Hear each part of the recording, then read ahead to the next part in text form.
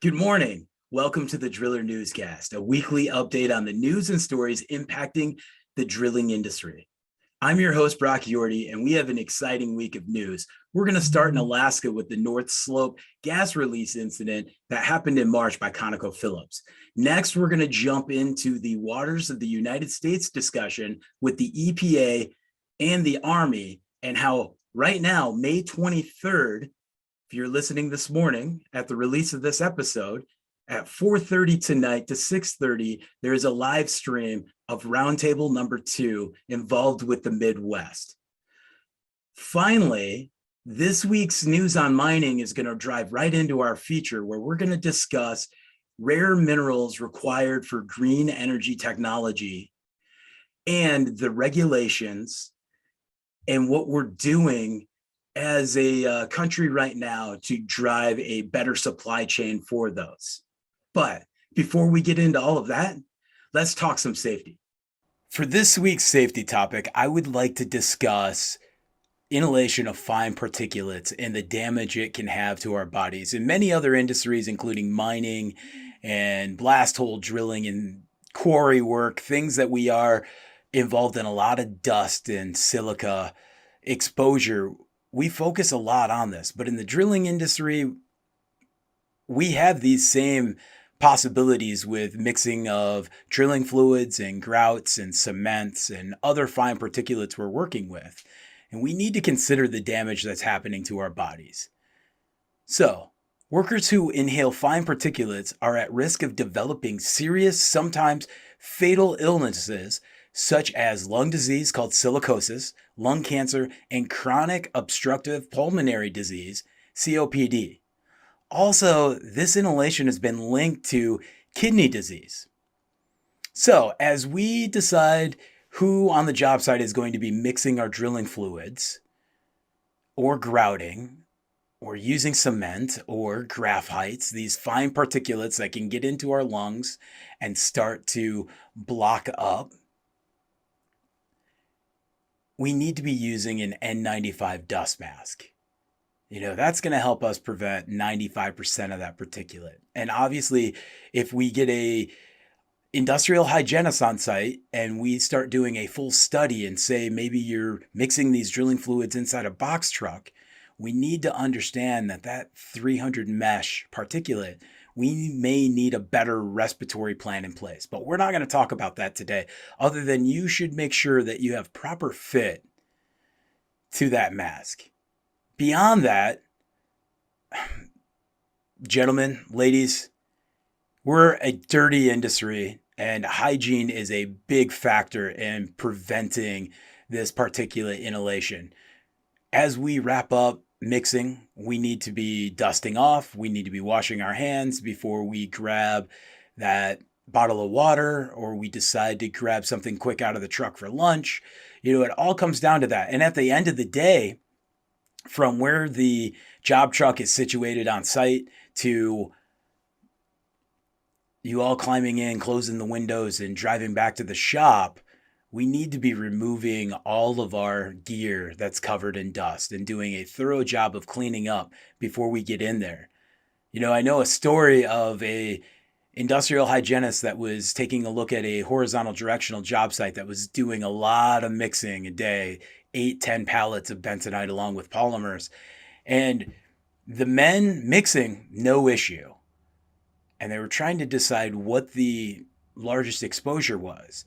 And that afternoon, somebody put their monitor on the rearview mirror of the truck, and 4 people jumped in the truck with the windows up because it was hot out and turned on the air conditioner, and they drove back. And the highest levels that they'd gotten all day was in that time. And it took some time to figure out who wasn't handling their gear properly and letting it hang from the rearview mirror, but it showed that jumping in the truck covered in all of that dust and fine particulate and letting it circulate in the vehicle with everybody was a really bad exposure. And silicosis is on that same level as hearing protection and damage, on just the fact that it happens slowly and then we don't really realize how bad we have damaged our lungs until it's too late. And knowing a gentleman who passed away from silicosis and having that discussion, he said, Brock, I would have much rather had my arm teared off at 22 than to be slowly suffocating at 70. So those are the things we need to think about.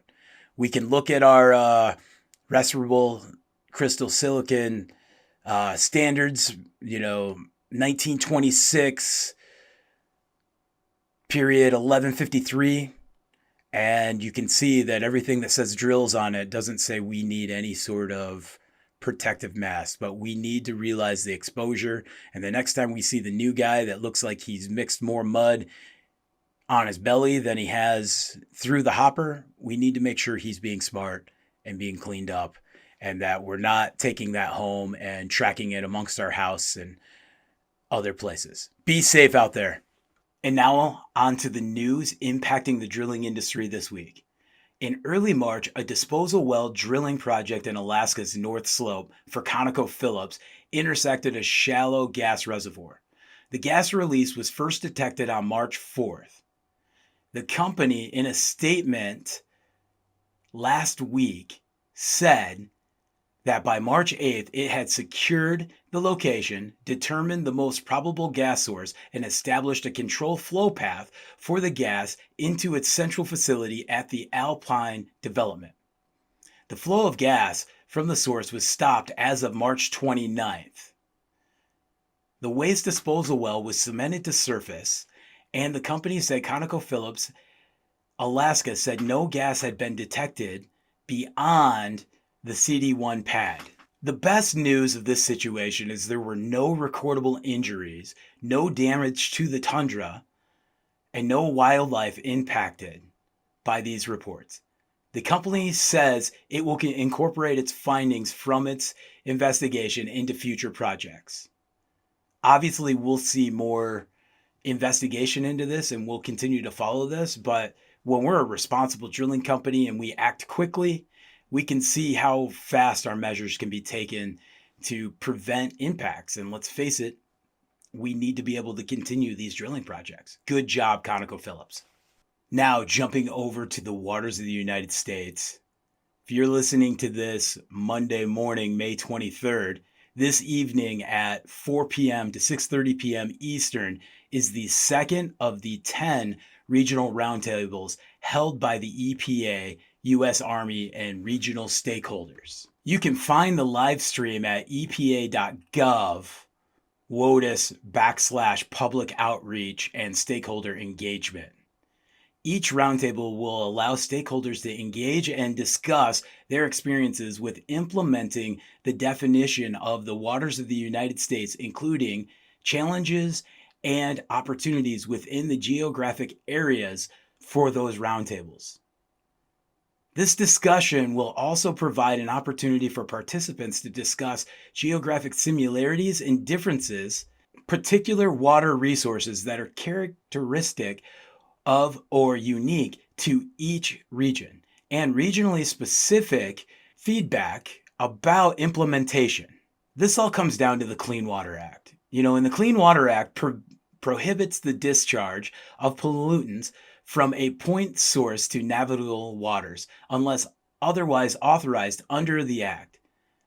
Navigable waters are defined in the Act as the waters of the United States, including the territorial seas. The waters of the United States is a threshold term establishing the geographic scope of the federal jurisdiction under the Clean Water Act.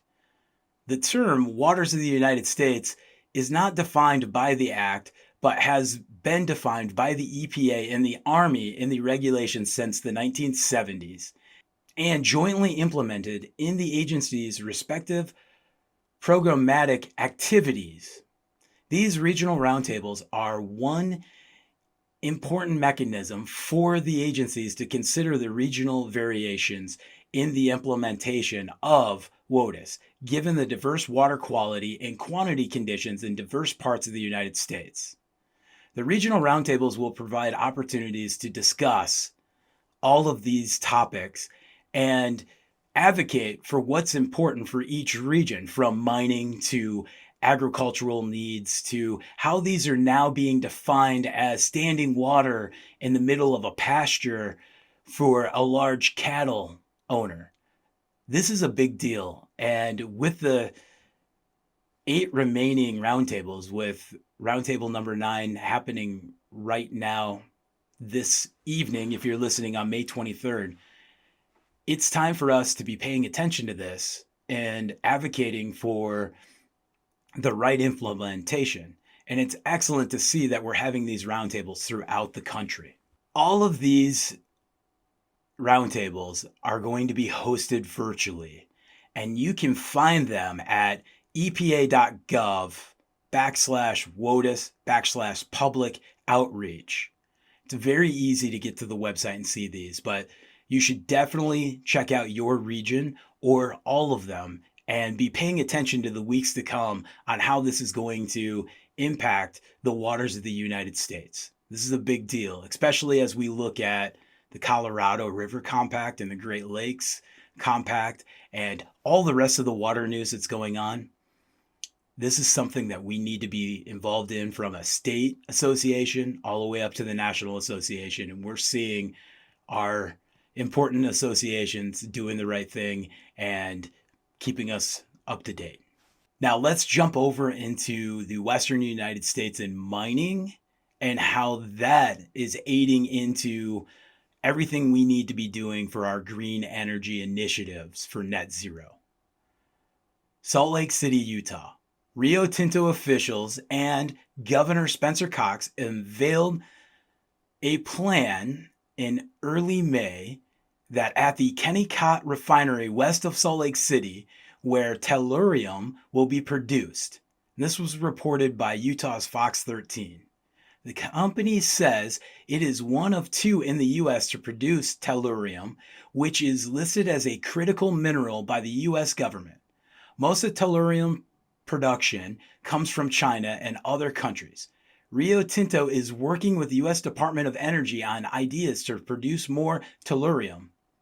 The company said it hopes to produce 20 tons of tellurium each year.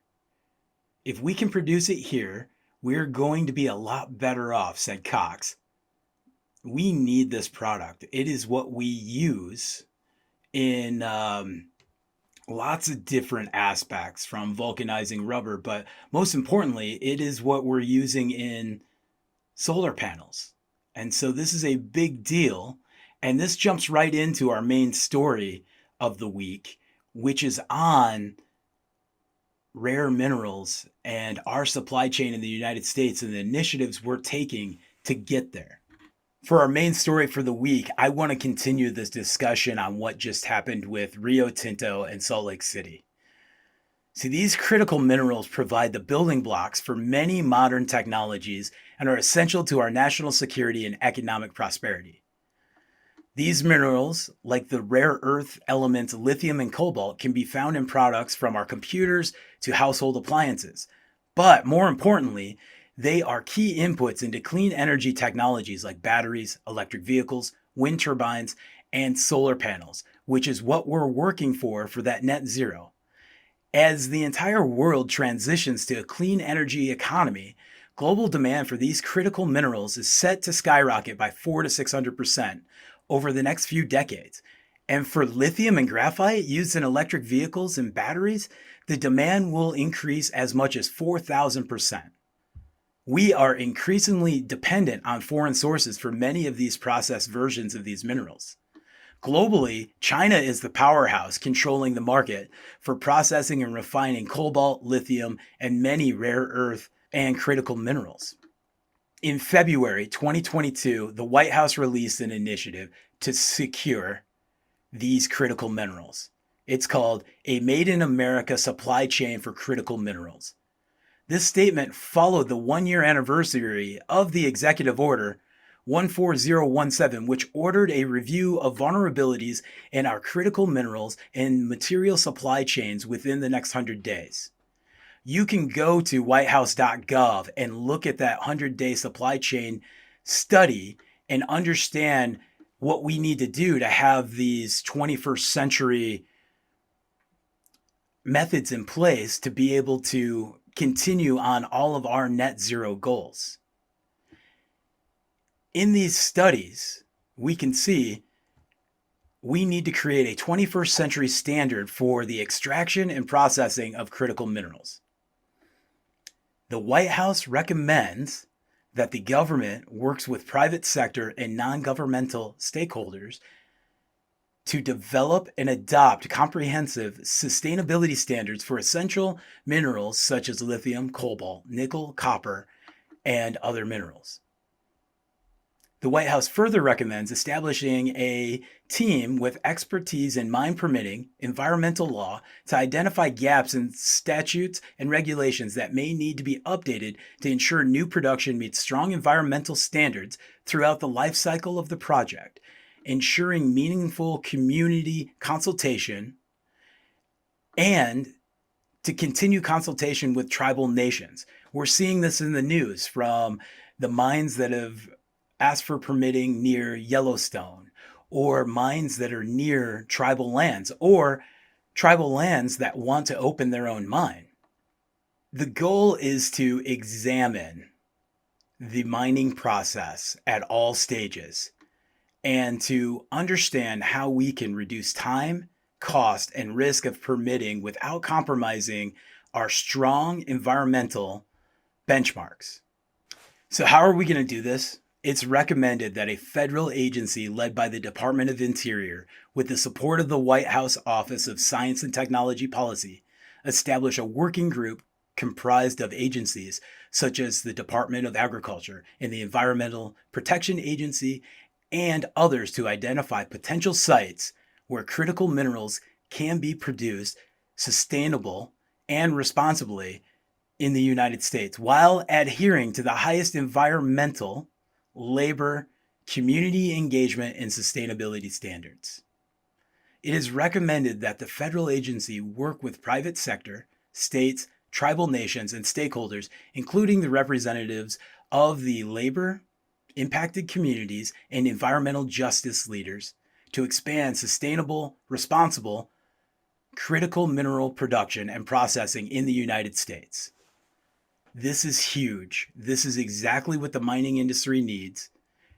We need to be sustainable so that we can continue to push our net zero goals and expand across the country, be able to sustain advances in technology. And that was from February, after a year ago, February, that executive order was written. On May 11th, the White House convened over 20 representatives from states, tribes, and the mining industry, along with environmental groups, labor unions, automakers, legal experts, and other stakeholders on the 150th anniversary of the signing of the Mining Law of 1872 to discuss the need for reforms and improvements to establish a strong 21st century environmental and engagement standards that would allow for the responsible and sustainable development of domestic hard rock minerals. This is what we need. They just met, and you think about this, they met in February and talked about what we needed for a supply chain, and then they brought these great men and women together. The meeting was the first external engagement of the Department of Interior-led interagency working group of the mining regulations, laws, and permitting, which is charged with providing recommendations to Congress on how to reform the mining law to ensure new production meets strong environmental standards throughout the life cycle of a project, so we can get these projects approved and that we can hold people accountable and we can do exactly what we need to do in order to be sustainable on our own. The goal of these meetings is to reduce the time, cost, and risk of mine permitting. Additional stakeholders meeting will be held over the next coming months, and comments can and also be submitted in response to the request for information that was issued by the Department of Interior on March 31st. If you have comments, questions, you want to get involved in this, these comments can be made through July 31st at regulations.gov. This is excellent news. We needed an overhaul of the mining laws of 1872, and we need to be discussing these with the experts of the industry so that we can stop having this dependence on foreign minerals. And when you look at the list of individuals that was at this meeting, from Tom Palmer, president and CEO of Newmont, to the executive director of Earthworks, and Joe Britton, executive director of Zero Emission Transportation Associations, and the president and CEO of National Mining Association, and the chairman of the Nez Perce tribe, and the CEO and the National Wildlife Federation, Colin O'Mara. This is an excellent group of people to get together to have this open discussion so that we can progress our drilling industry responsibly. So, drilling progresses civilization from what we need to look at for water, for the water crisis, to the precious minerals we need to be able to utilize to be able to have the best net zero green technology out there. And that falls right back into responsible practices of our oil and gas big brothers and sisters and the mining industry. Thank you for joining us for episode 12. We covered a lot this week, and we didn't have a special guest because there was just so much to talk about, from the waters of the United States to what's going on with the mining industry. Make sure you're getting on one of these live streams for the roundtables for the waters of the United States. And if you're involved in mining and in environmental situations, get involved. Get your comments and questions submitted by July 31st. Let's continue to progress our industry responsibly. And drillers, it's going to happen through you. You are the knowledge when it comes to what it's going to take to responsibly drill these projects and do it the right way. There's a lot of tribalism that we've done in the drilling industry to become very good at discovering the unknown and very remote locations. It's time for us to make sure we're sharing that information with the men and women that are on these roundtables and having these discussions so that they know exactly how we need to be advocated for as well. Be safe. Have a great week.